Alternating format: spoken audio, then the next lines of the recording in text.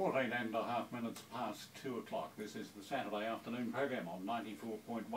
What a wonderful rainbow, arranged and presented by Joti, who is my very special studio guest here on the Saturday afternoon program today.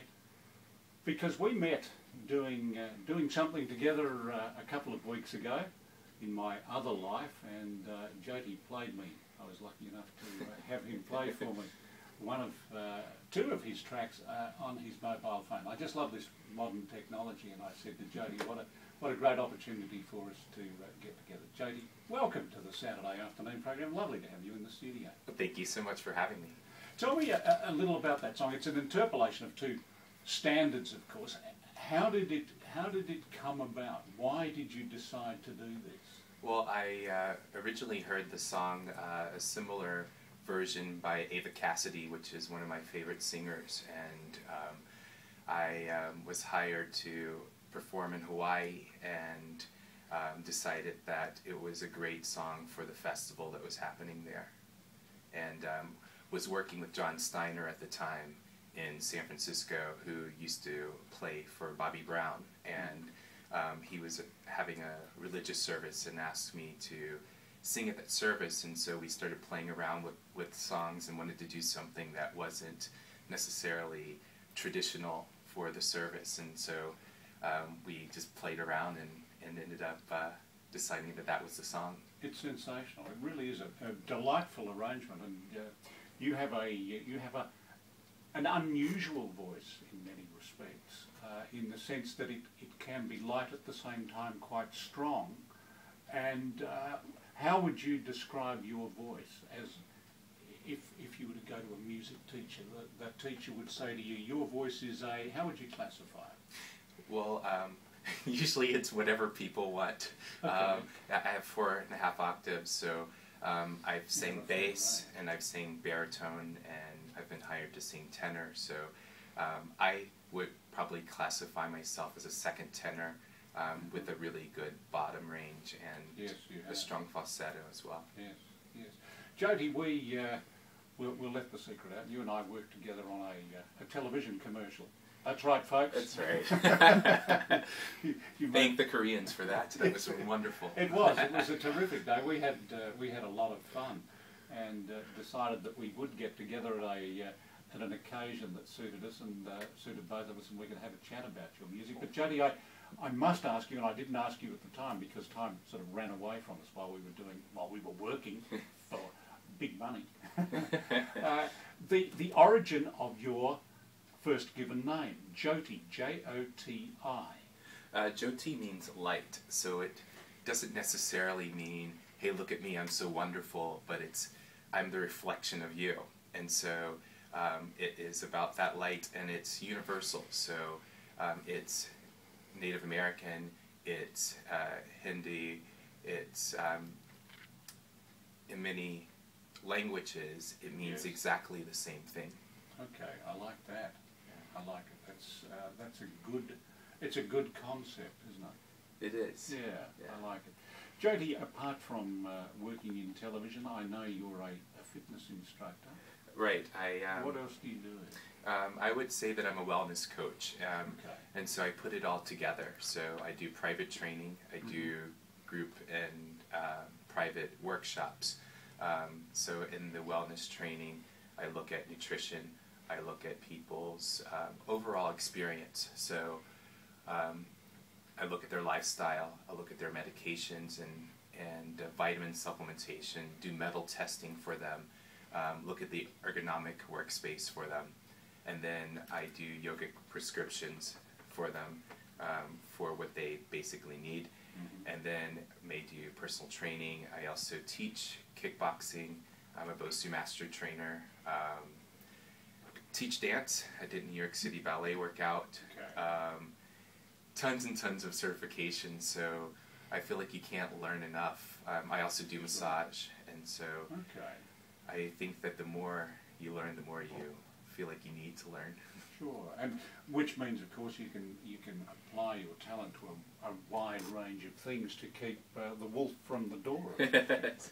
And we need that now more than ever. Well, we do. Unfortunately, we do need that more than ever. What you have done though is recorded a couple of albums in the past.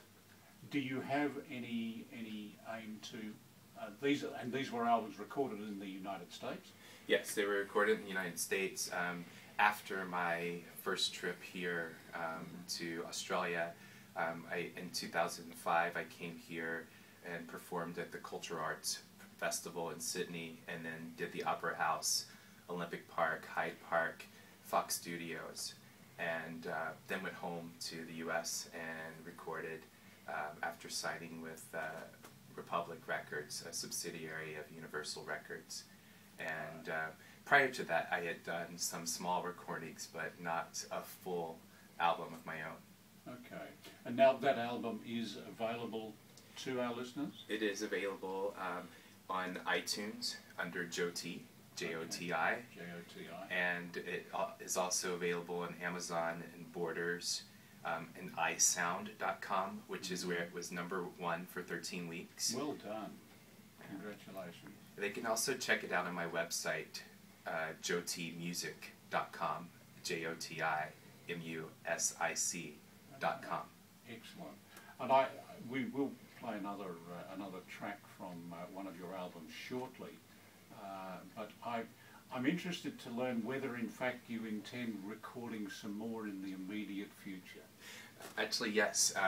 I'm recording for my next or third album, and I'm planning dates in Australia and the US for 2011, and we'll be seen in a couple of films coming up in 2011. So Couple of films. I can't say what they are yet, Oh, but you did hear it here first. You did hear it here, and they can check it out on my website. I will release it when I'm allowed to.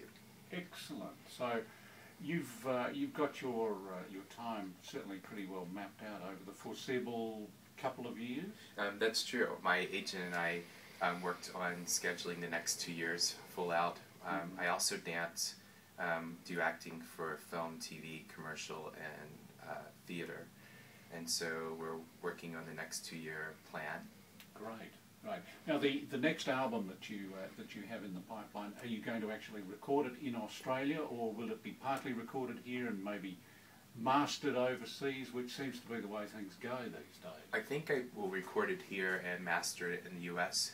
I've really grown fond of Mark Pistol at Studio 5 Recording in California. He really has a feel for what I do, and some really great mentors are there, and I've worked with some amazing musicians because the Bay Area there has so many people who have either their primary homes or secondary homes there, and which gave me access to people like Bobby Strickland, who was responsible for me recording my first album.